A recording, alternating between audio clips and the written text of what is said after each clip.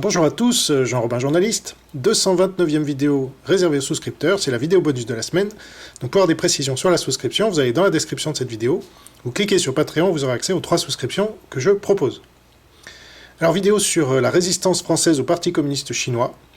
Ça fait longtemps que je veux la faire, mais je n'avais pas assez de matière jusqu'à présent, puisque j'étais un peu seul, il faut avouer. Et là, je suis rejoint, fort heureusement, par un certain nombre de gens. Alors, timidement pour l'instant, mais il faut encourager, évidemment, les velléités positives.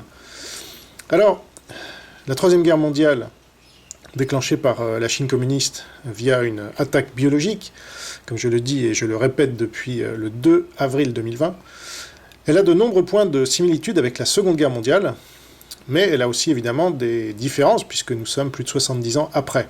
Alors, parmi les similitudes, on pourra citer une attaque inattendue, on appelait la Blitzkrieg, parce que c'était allemand, une attaque rapide, utilisant des nouvelles technologies qui ont dérouté l'ennemi. À l'époque, c'était des tanks, aujourd'hui, c'est un virus. Mais aussi une puissance socialiste qui cherche à l'extérieur de son territoire des relais de croissance. Voilà. Donc ça, c'est les similitudes principales que je vois entre les deux guerres mondiales. Et là, vous voyez sur ce schéma un certain nombre de différences entre les deux guerres. Donc le type de guerre, donc certes une blitzkrieg, mais les Chinois, eux, font une guerre hors limite, c'est-à-dire non militaire. Le type d'attaque était militaire, du coup, par l'Allemagne nazie, alors que là, elle est biologique avant tout, mais aussi cyber-attaque financière, chantage à l'eau, aux terres rares, etc. Hitler n'avait attaqué qu'un seul pays à la fois, alors que là, la Chine communiste a pu attaquer tous les pays du globe en même temps.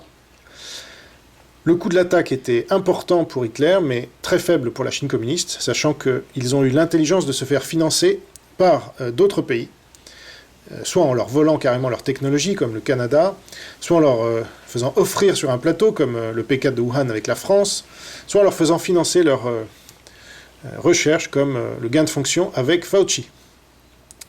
Alors, le coût de l'attaque pour les cibles était très important dans le cas de la Deuxième Guerre mondiale, puisque là c'était militaire et c'était un seul pays, alors que là le coût est plus faible, mais pour autant il est quand même très important au niveau économique. Il y a moins de morts, mais encore que ça dépend des pays. Et le coût donc était un maximum pour les pays attaqués par l'Allemagne nazie. Aujourd'hui il est quand même important.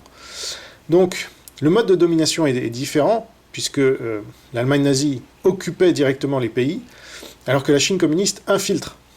Alors, ce qui revient souvent au même, mais c'est plus efficace d'infiltrer que d'occuper. C'est pour ça que la Chine peut infiltrer et dominer à distance des dizaines et des dizaines de pays, y compris des grands pays comme la France. Le maintien de la domination était militaire par l'Allemagne nazie, et ici, c'est souvent le chantage qui est à l'œuvre. Chantage sexuel, chantage aux terres rares, chantage économique donc, chantage à l'eau, etc.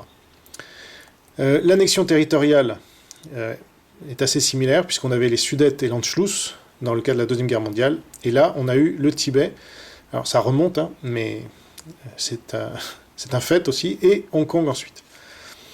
Les forces de l'Axe, là aussi similitude, alliance des dictatures dans les deux cas.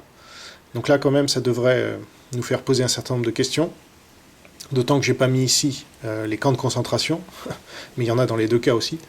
La grande différence peut-être, la plus grande, c'est la gestion du temps, puisqu'Hitler était très impatient, ce n'était pas vraiment un stratège, alors que les Chinois sont des stratèges depuis 5000 ans, et donc ils sont patients, et ils ont tout le temps devant eux pour nous asservir. L'attaque dissimulée l'est par la Chine communiste. Ils ne revendiquent pas cette attaque, évidemment, ils font tout pour cacher qu'ils sont derrière, alors que l'Allemagne nazie était très fière de son attaque, et n'avait aucun intérêt à la cacher de toute façon. Ce qui fait que la maîtrise de la stratégie, elle est bien plus forte chez les communistes chinois que dans l'Allemagne nazie, et donc c'est un adversaire beaucoup plus redoutable, surtout si on tient compte de la population et des moyens dont ils disposent. Concernant la résistance française au Parti communiste chinois, donc, qui est le thème de cette vidéo, je pense qu'il n'y aura pas de nouveau De Gaulle, on le sait. Par contre, il se passe autre chose, à savoir des gens qui émergent dans l'espace public grâce à leur courage et leur acuité politique. Et c'est d'eux dont je vais vous parler aujourd'hui. A tout de suite pour les souscripteurs, à bientôt pour les autres.